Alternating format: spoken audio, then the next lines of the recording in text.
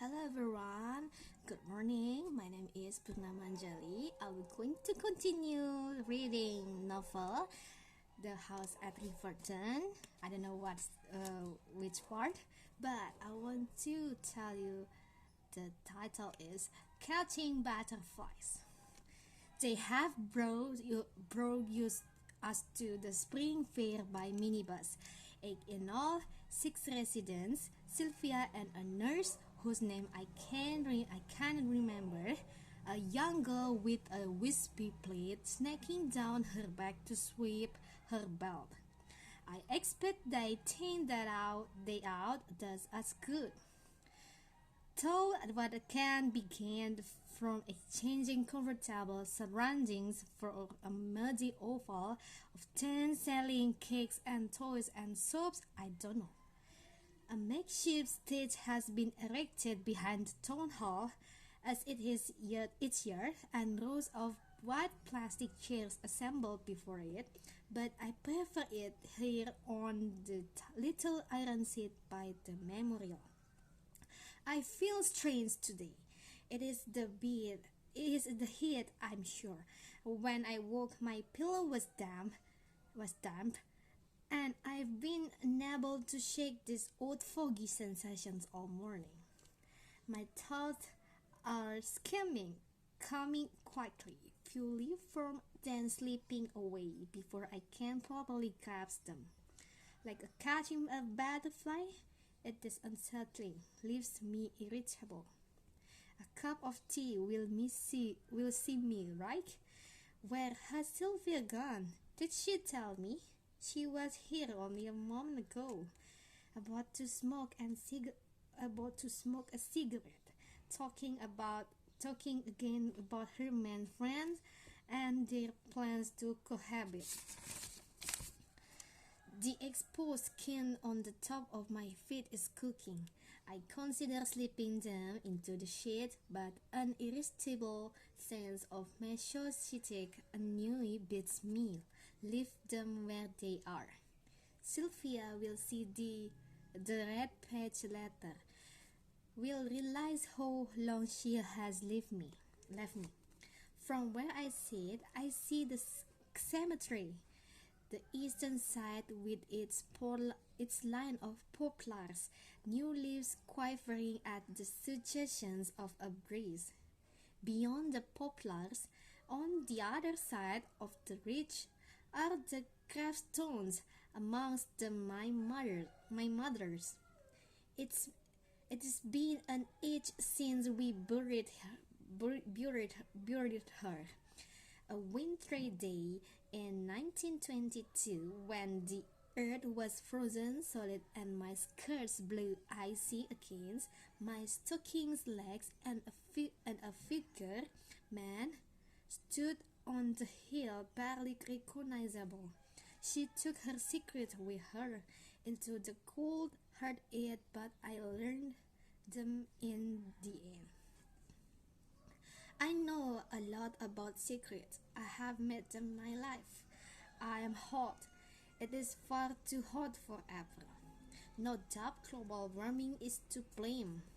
Global warming, melting the polar ice caps, the ozone hole, genetically modified food, some other disease of the 1990s.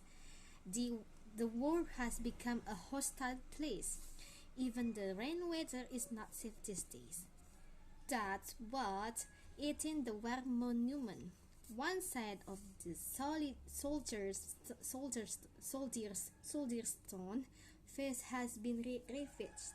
The cheek pockmarked, the nose devoured by time, like a piece of food left too long in a ditch, nailed by scavengers.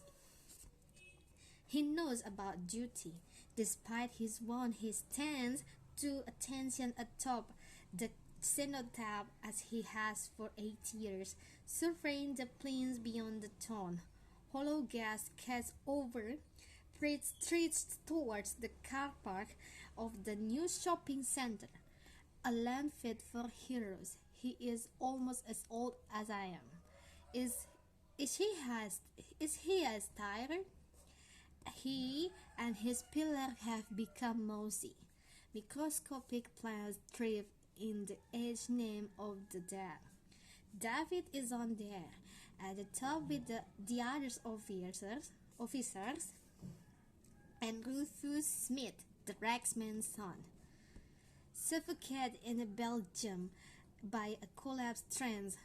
Further down, Raymond Jones, the village peddler, when I was a girl, those little boys of his would-be man now, old man tough younger than I.